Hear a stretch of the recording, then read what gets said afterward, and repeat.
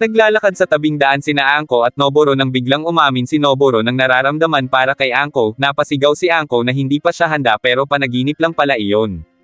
Nagtaklab siya ng kumot nang bigla niyang marinig ang tunog ng kamera, bumangon siya at nakita niya si Onizuka na nakamaskara ng mukha ni Noboro. Nagalit siya rito at sinabihang bastos dahil binibidyohan nito ang kanyang estudyante pero tawang-tawa pa si Onizuka habang paalis. Sinubukan niya yung habulin nang biglang makita niya si Noboro, binati nila ang isa't isa pero nang yayain siya nito na panoodin ang pagsikat ng araw ay sinungitan niya lang ito at pumasok na ulit sa kwarto. Nagtataka siya kung bakit niya naiisip si Noboro gayong galit na galit siya dito.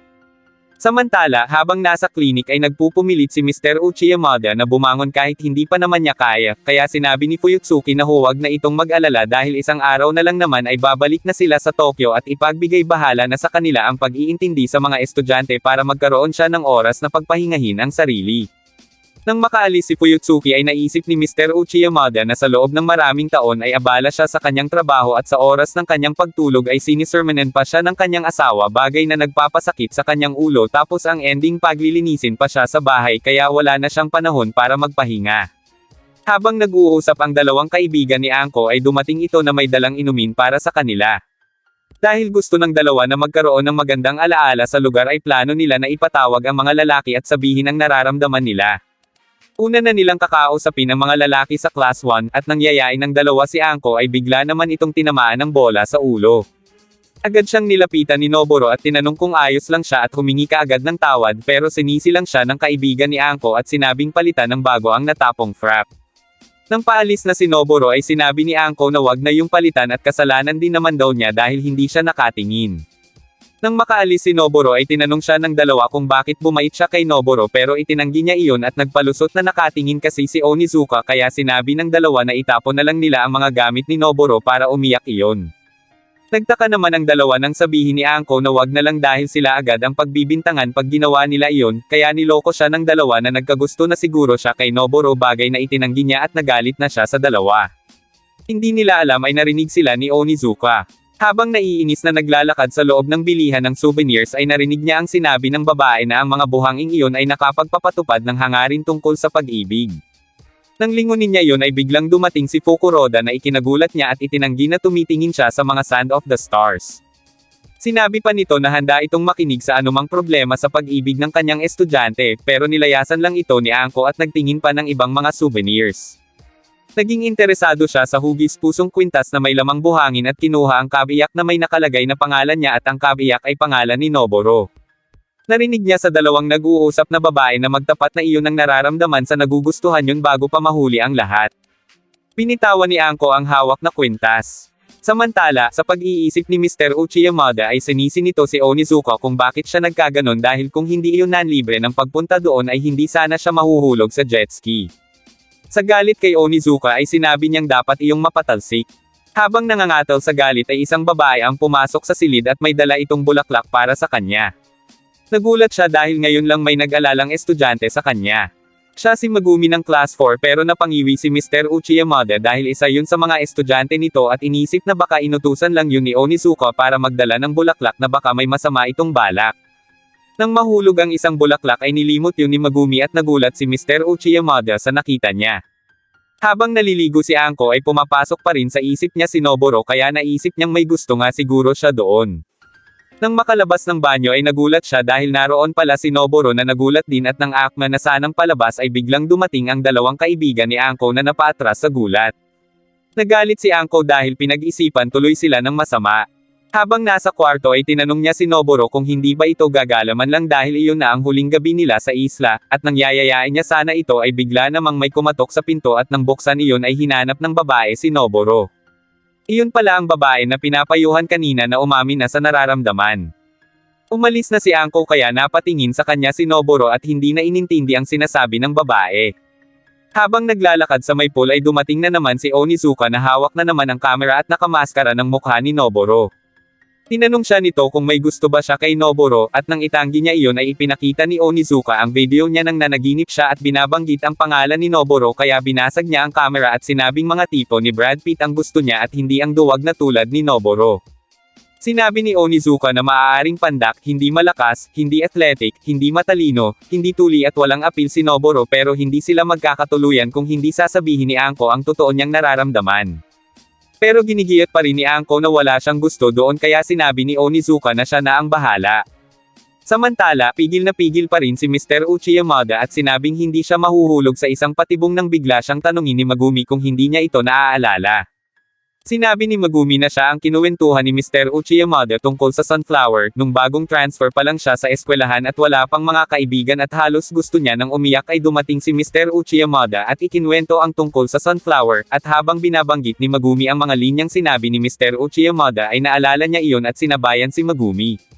Ang kwentong iyon ang nagpamulat kay Megumi kaya naging palangiti na ito gaya ng Sunflower at nagkaroon na rin siya ng madaming kaibigan at iyon ay dahil kay Mr. Uchiyamada na nagpalakas ng loob niya. Kaya balang araw ay nais niya ring maging guro at makapagpalakas din ng loob ng mga estudyante. Naluha na lang si Mr. Uchiyamada sa mga narinig niya at nagpaalam na si Megumi. Na-realize ni Mr. Uchiyamada na hindi niya dapat kinaiinisan ang mga estudyante. Nais niyang maibalik ang dating pagkatao niya 29 na taon na ang nakalilipas.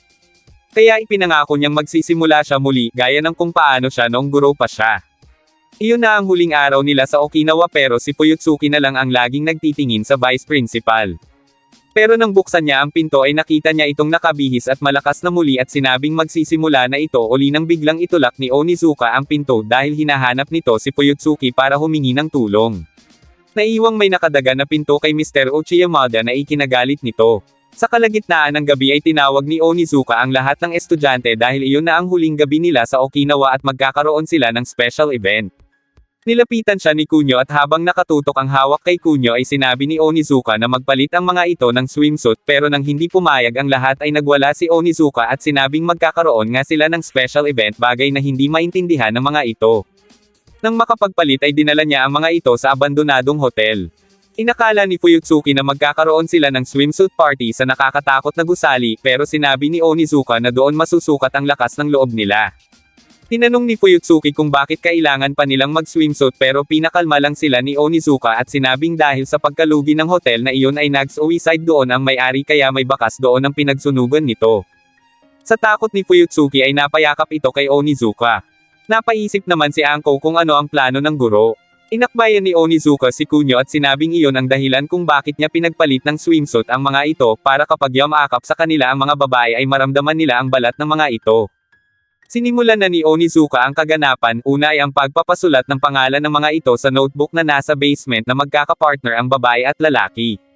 Nang mag-react si Anko ay sinabi ni Onizuka na inakala niyang matutuwa ito dahil biro niya ay iyon na ang pagkakataon nila na makasama ang lalaki sa dilim kaya nagtawanan ang iba. Inisip ni Anko na baka ay partner siya ni Onizuka kay Noboro. At hindi nga siya nagkamali ng banggitin na nito ang magkakapares kaya natarante siya nang lapitan na siya ng binata. Nagreklamo naman si Urumi nang malaman na ang tatlong lalaki na kasama rin niya sa silid ang makakapartner niya. Habang sina Kunyo naman ay si Fuyutsuki ang makakasama. Nauna nang pumasok sa gusali sina Anko at Noboro, napangisi na lang si Noboro dahil naalala niyang likas na matatakutin si Anko.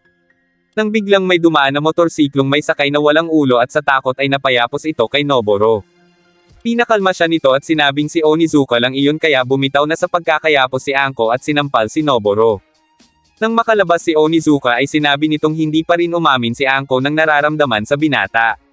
Sumunod ang tatlong weirdong lalaki at si Urumi na hindi pa rin maintindihan ang pinag-uusapan ng tatlo kaya nasigawan niya ang mga iyon, nang biglang magbukas ang TV at nakita ang animoy Sadako hanggang sa lumitaw na iyon sa harapan nila kaya nagtakbuhan ang tatlo at sinundan na lang sila ni Urumi at sinabing hindi naman totoo ang mga multo. Si Fuyutsuki lang pala iyon na tawang-tawa pa pero bigla siyang nakakita ng multo kaya napasigaw din ito. Nang marinig ang sigaw ay natakot si Aijima kaya sumabay ito kay Kakuchi, habang naglalakad ay napag-usapan ng dalawa si Miyabi. Nang biglang sabihin ni Kakuchi na bakit hindi na lang ito tumigil sa pagiging pasaway pero ayaw nito dahil may iwan daw mag-isa si Miyabi na hindi pa nakaka-move on sa nangyari dati. Nang may sulat ang kanilang pangalan ay sinabi ni Kakuchi na babalik sa dati si Miyabi, ang masayahin, iyakin at totoong tao na si Miyabi.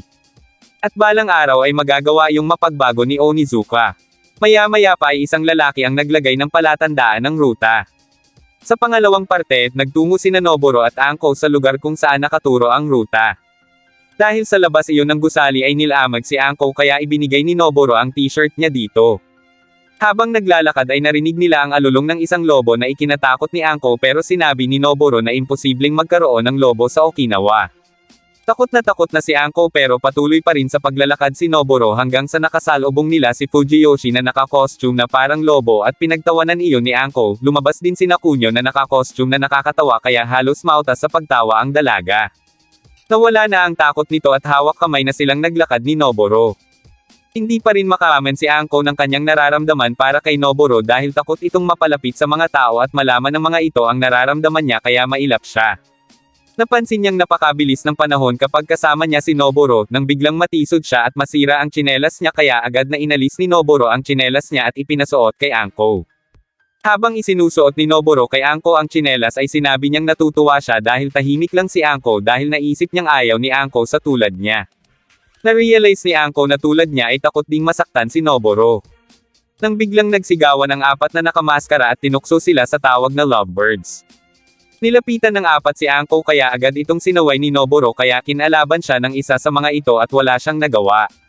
Nawalan ng malay si Noboro at sinabihan ng mga lalaki si Anko kung hindi ba ito nahihiyang makita na kasama niya si Noboro. Hinawakan niya ang pamalo at inihampas sa mga iyon. Tinamaan niya ang noo ng leader kaya nagdugo iyon. Ipinagtanggol niya si Noboro sa pamamagitan ng pagsasabi ng hindi magagandang katangian nito pero gayon paman ay gusto niya pa rin ang binata. Isinigaw niya mahal niya si Noboro at hindi na niya mapigilan ang sarili sa nararamdaman niya. Natigilan ang mga lalaki at pinatay ang recorder at nagtawanan dahil hindi sila makapaniwalang magkakagusto si Anko kay Noboro. Nang alisin ng mga ito ang takip sa mukha ay sina Onizuka pala ang mga iyon kaya napasigaw sa hiya si Anko. Sinabi naman sa kanya ni Onizuka na ayos lang iyon dahil nagawa na niyang aminin ang totoong nararamdaman niya at ni-record nito ang mga sinabi niya kaya sinabi ni Anko na pagtatawanan siya kapag nalaman yun ng iba. Tinanong siya ni Onizuka kung nahihiya pa rin ba siya kahit totoo naman na gusto niya nga si Noboro. Dapat wala siyang pakialam sa sasabihin ng iba kung mahal niya talaga ito. Dagdag pa ni Onizuka na totoong nakakabulag ang pagmamahal at ibinigay na ang record ng pag-amin ni Anko para magsilbing paalala ng totoo niyang nararamdaman para kay Noboro. Habang sinasabihan si Anko na huwag nang mahiya ay bigla siyang ginantihan ni Noboro sa pagsuntok niya rito kaya agad na sinabi ni Kunyo na si Onizuka iyon. Maya-maya pa ay nagkaroon sila ng salo-salo habang si Anko naman ay kumukuha ng Star Sand kahit may nabibili namang Star Sand doon. Dahil ayon umano sa libro ay hindi magkakatotoo ang kanyang hiling kung hindi siya mismo ang kukuha ng Star Sand.